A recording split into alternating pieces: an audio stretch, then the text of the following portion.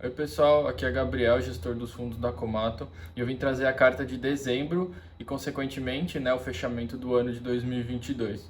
Bom, primeiramente o S&P teve o seu pior ano desde 2008, desde a crise financeira, que impactou o mundo inteiro, enquanto o Ibovespa acabou tendo uma leve alta durante o ano.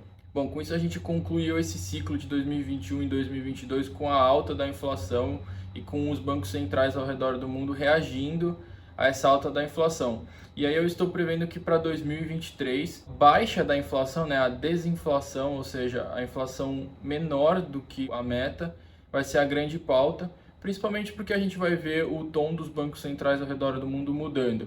Eles vão parar de subir juros para eventualmente manter os juros para depois começarem a cortar. E no momento que eles começarem a cortar ou pararem de subir, vai ser um bom turning point, um ponto de virada nas bolsas ao redor do mundo. Então eu acho que isso vai acontecer durante 2023.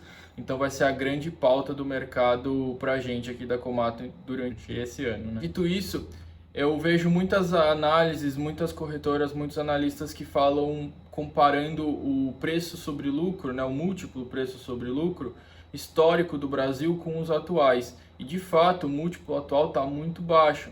Só que quando você compara historicamente ou até a média histórica, você está tendo um certo viés de retorno à média. Ou seja, você está falando que você eventualmente vai voltar para aquela média, mesmo sem considerar que aquela média talvez represente outro cenário, ou talvez o cenário médio. E isso é um viés chamado de retorno à média, que implica que as pessoas sempre acham que as coisas vão voltar à média. E não necessariamente as coisas voltam à média, mas muitas vezes a média alcança o cenário atual.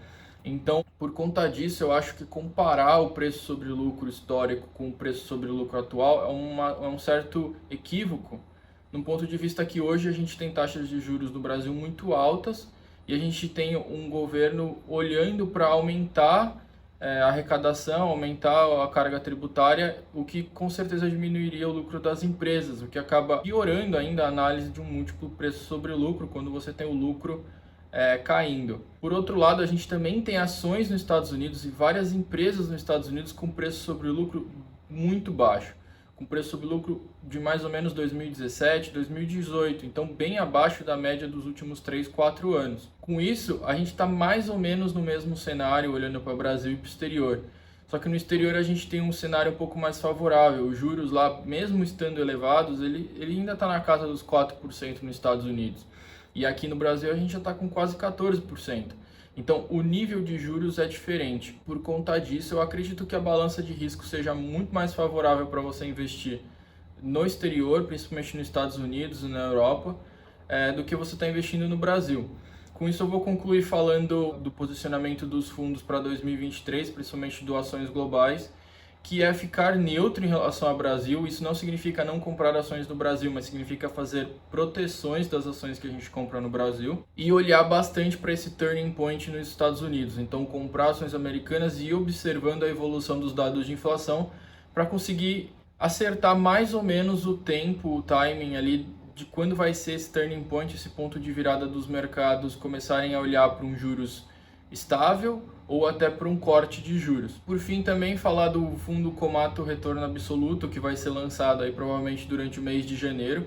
Ele veio de muitos desejos dos nossos clientes, dos nossos parceiros que querem investir sob a nossa gestão em produtos da Komato, mas não tem o perfil de risco para um fundo de ações, que é o Komato Ações Globais.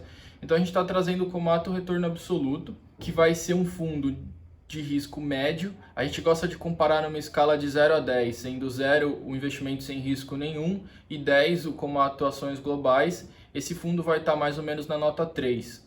Ou seja, ele vai ser um risco bem mais baixo, vai poder acatar todos os investidores que querem investir com a gente.